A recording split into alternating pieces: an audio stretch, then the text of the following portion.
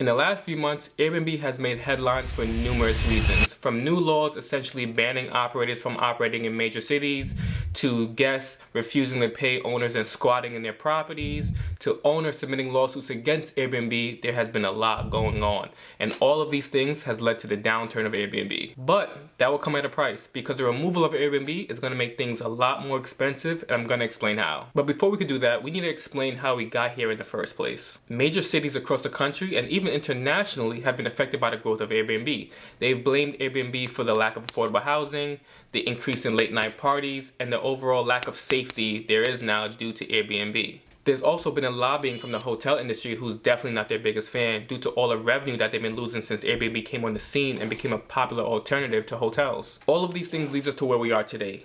Major cities slowly but surely lessening the presence of Airbnb, hoping to bring back some type of normalcy to their city. Hoping that if they reduce the amount of Airbnb units available, that will bring back more long-term apartments for their residents. Long-term rentals have been in high demand for some years now, especially with these apartments coming off to become short-term rentals on Airbnb. With the less amount of apartments available, it increased competition because everyone's fighting for the same apartment. With that increased competition also meant higher prices. Now that owners know that there's a limited amount of inventory available for a massive amount of population, the price has increased. I remember when I first started, I was renting out a 3-bedroom apartment for $1,800 back in 2018. That same 3-bedroom is going now for over $3,000. And I don't know about you, but I have not received an 80% increase in my wages over the last 5 years. And most of these increases in prices have actually come in the last 2 years alone, especially in New York. But will getting rid of or minimizing Airbnb's presence actually bring back apartments to the market or lower prices? Has Airbnb caused a spike in rent due to more people offering short-term stays and long-term leases? Absolutely. But is Airbnb solely responsible for the lack of inventory and the increase in pricing?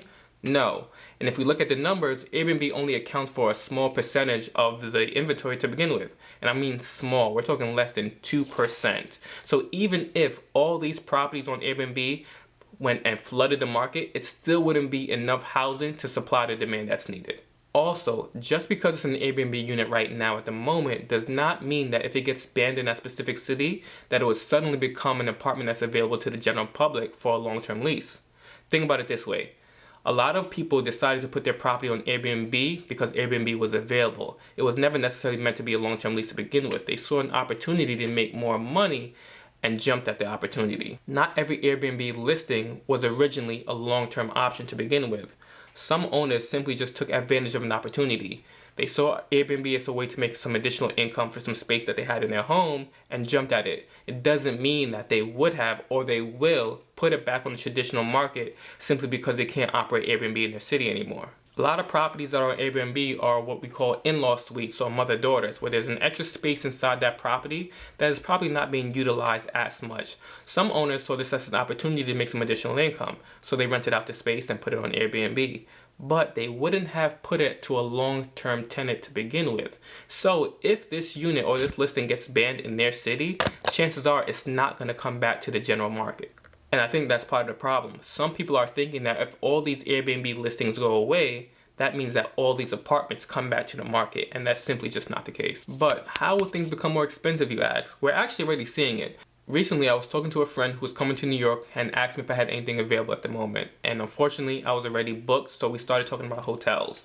We was talking about hotels, and he said he couldn't find anything decent in New York for less than $120 a night. And we're not talking about just Manhattan. We mean Queens, Brooklyn, the Bronx. Nothing for less than $120 a night. And that's because once the hotel industry saw that tourists couldn't book a random Airbnb for a weekend, they started raising their prices knowing that they didn't have any competition. This recent article talks about how hotel room rates have increased and are expected to rise even further in 2024, with the average rate of the year exceeding $300 per night. They can attribute this to tourism, but we also know it's a lack of competition. Let's take a look at this chart that shows overnight accommodation costs in New York. Look at the huge increase from August to September. September being the month that the restrictions went into effect for Airbnb. Competition provides us with not just multiple options, but also fair pricing. If one company knows that they're offering a service or product that another company offers, then they have to make their product or service more attractive to get more customers. Think of Android and Apple, Walmart and Amazon, or FedEx and UPS. They're all going after the same customer base. But if there's only one player in the space, then they can pretty much dictate how much the product will cost and how good that service will be. And that's what's currently happening right now and will continue happening in the future for major cities that are restricting alternative options. But I'm curious, what is your opinion? Do you think that these Airbnb bans will have a good outcome for the general population of that city? Or should we have some fair competition going on for the customers? Let me know in the comments below. See you in the next video.